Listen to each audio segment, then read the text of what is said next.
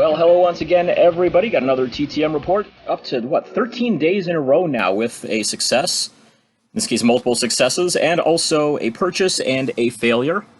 We'll start with the failure first. I'm not sure if I just had the wrong address on him or if he's moved or what, but Kyle Farnsworth got returned to me there. Excuse me. And try that again. There's another address put on here, and it looks like I may have just had the wrong house number, but we'll give it a shot here soon and see what we can do there. But oh well, at least it came back to me. Second one is a purchase that I made. First time that I have used this particular site. It's called ABC Unlimited. Autographed Baseball Cards Unlimited is the full name there for it. But I've used their site for a while just for information, just to kind of get some ideas on values of stuff when I'm making trades. I don't really purchase autographs very often. Let's see here. Cool. But I figured on a whim I was going to look up some stuff on there, and I found one that was very interesting to me at the price, and that is Brandon Phillips. Former Cincinnati Reds All-Star, played for the Expos, the Indians, the Red Sox, maybe a couple other teams too, but I just happened to look up on there, see what he had in the way of Indians stuff. And came across, what do we have here? 1, 2, 3, 4, 5 Indians signed cards of him. And the big thing with Brandon Phillips is that he kind of got screwed over by the Indians a little bit. He was a big prospect. He was actually the key piece of the Bartolo Colon trade back in 2002, when the Indians shipped Colon out to Montreal and got first baseman Lee Stevens, mostly to kind of offset some of the salary. And also prospects Phillips, Grady Sizemore, and Cliff Lee. And it was expected that Sizemore was going to kind of be the wild card of the whole thing, that he was either going to pan out and be something really great, or he was never going to make it at all. And, well, he was a starting center fielder for a number of years for the Indians, multi-time All-Star. Phillips was the one who was supposed to, well, I'll go with Lee first. Cliff Lee, of course, went on to win a Cy Young Award and had a pretty nice career there as a pitcher. Phillips was supposed to be the sure thing prospect in all of this. And honestly, I don't think he was ever really given a fair chance by Eric Wedge and Mark Shapiro. It's kind of weird because Shapiro goes out and acquires this guy, and then he goes out and signs a bunch of veteran retreads that Wedge plays over guys like Phillips, guys like, who else was there? Jeremy Guthrie. Hopefully we'll be seeing him coming back in my mailbox soon. But who else? Andy Marte never really got a chance. For some reason, all these veteran retreads got all these chances during these rebuilding years. It's supposed to be the time you're supposed to give your rookies a chance, but Phillips, of course, ended up getting either released or traded for next to nothing and held a grudge against the Indians for a long time after that and absolutely refused to sign cards of him with the Indians.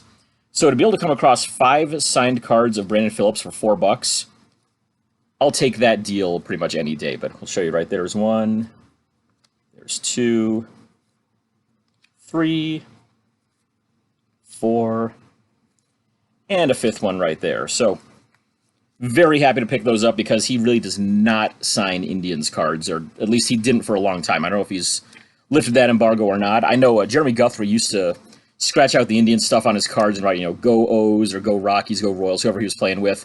Looks like he's stopped doing that, though, fortunately. So I've just tried him a couple weeks ago, and hopefully we'll have him coming back soon. Anyways, we'll go through these other ones here. I've got one that I'm going to go with first here, because this one, as you may see, that's a Canadian stamp right there. And I believe the postmark there was out of Quebec. Starts with an H4T there, and I think that's usually ones that come through Quebec. And I can narrow it down to one of 2. Likely either Vincent Damphousse or Mario Marois, or it might be something from further back. And it's actually one from further back, so there we go. This is one that I sent out, I think, back in January, so in a couple of older ones back, and this time it is Jean-Guy Talbot. Those 2 right there.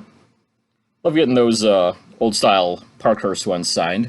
Picked up a bunch of them at a garage sale or a, what was it? Estate sale, I guess it was. Got the entire sets for fairly cheap, so I've mailed out several out of those. But Talbot also added in his own signed photo there. Show you there. It's a pretty nice success right there. Got one here that I don't have a postmark on. It's one of the machine-style stamps there. We'll find out.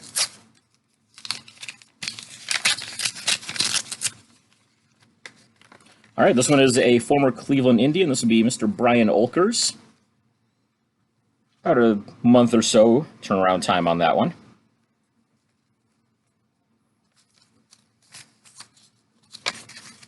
The index card in there too. Can reuse that.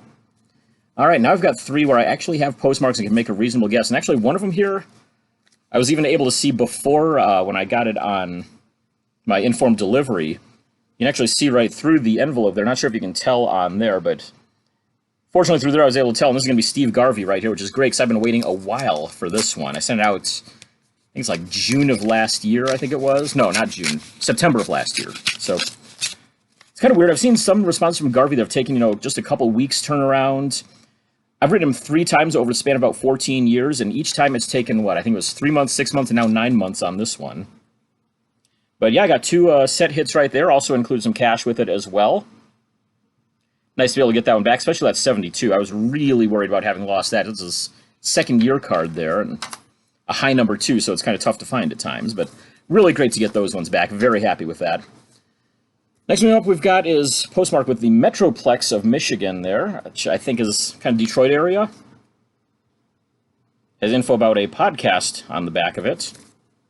That's interesting. I was originally thinking Denny McLain on this one, not really totally certain now, but we'll find out here if it was him or not.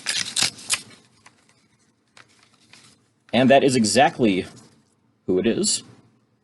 $10 return right there, but that's Denny McLain for my 72 set, which means that now I've got all of my set cards by McLain totally done. There's one for the all-time fan favorites. There's his earlier 72 card, and now the later one after the trade to the A's.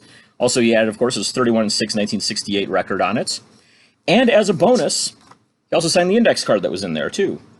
31-6 1968, Cy Young, MVP, all that great stuff there. Very solid response right there. It took about, 2-3 weeks turnaround. $10, like I said. Very happy with that.